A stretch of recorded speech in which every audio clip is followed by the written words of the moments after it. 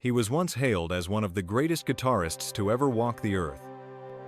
Jimmy Page wasn't just a musician, he was the architect of a sound that shook the foundations of rock and roll. But as with so many legends, his story isn't just about glory. It's about tragedy, heartbreak, and the price of living at the top.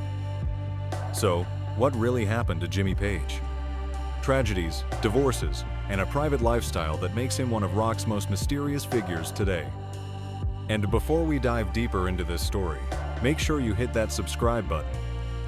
Jimmy Page was born in 1944 in Heston, England, and like many great musicians, his journey started in a modest way.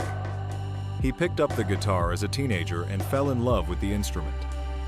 By his late teens, Page wasn't chasing stardom yet, he was studying music, learning the craft, and building his skills in recording studios as one of London's most in-demand session guitarists.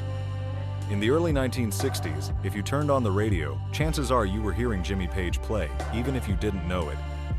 He performed on countless tracks for other artists, everything from pop hits to blues records, giving him a foundation that would later fuel his own career. By the mid-1960s, Page stepped into the spotlight with the Yardbirds, a band that already boasted guitar legends like Eric Clapton and Jeff Beck. At first, he played bass, then moved to lead guitar, shaping the group's later sound with a mix of blues and psychedelic rock. The Yardbirds were active with Page from 1966 to 1968, but as the group began to dissolve, Page had bigger plans. He wanted to form something new, something heavier, louder, and more experimental. Out of that vision came Led Zeppelin in 1968. Led Zeppelin was unlike anything else at the time. With Robert Plant's soaring vocals, John Bonham's thunderous drumming, John Paul Jones's versatility, and Jimmy Page's blistering guitar riffs, they created a sound that blended blues, folk, hard rock, and mysticism. Page wasn't just the guitarist, he was the producer, carefully shaping their albums from the ground up. From 1968 through 1980, Zeppelin ruled the world, releasing anthems like Whole Lotta Love, Stairway to Heaven, and Kashmir. Their music ranged from heavy rock to delicate acoustic ballads, all underpinned by Page's vision. But behind the music, the excesses of fame started to take their toll.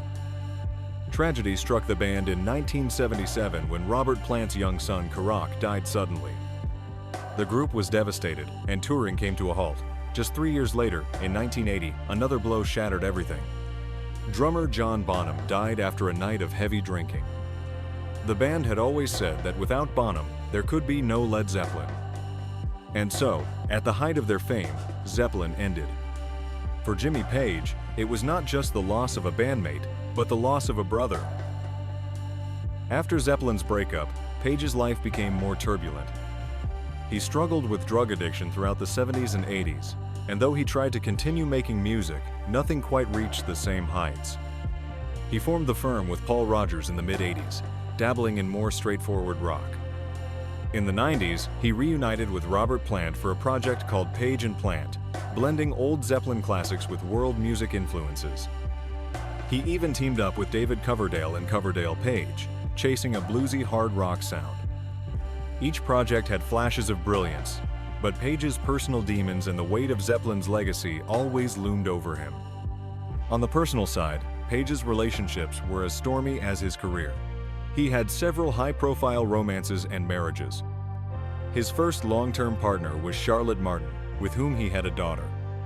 Later, he married Jimena Gomez Paracha, but the marriage eventually ended in divorce.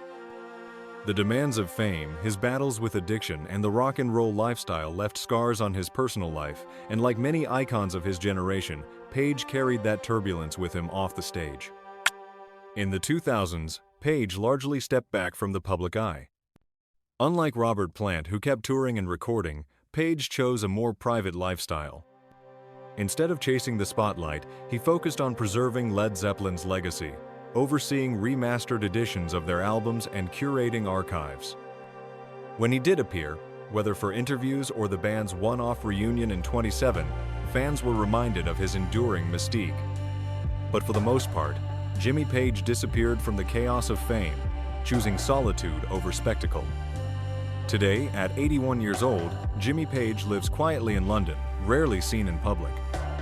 He no longer tours, no longer headlines arenas, but his shadow still looms large over rock music. His guitar work continues to inspire generations, and the mystique around his private life only adds to his legend. The tragedies and divorces may have shaped him, but they did not erase his legacy. Instead, they remind us that behind every icon is a human being, fragile yet unforgettable. Jimmy Page may not be center stage anymore, but his music ensures he never truly fades away.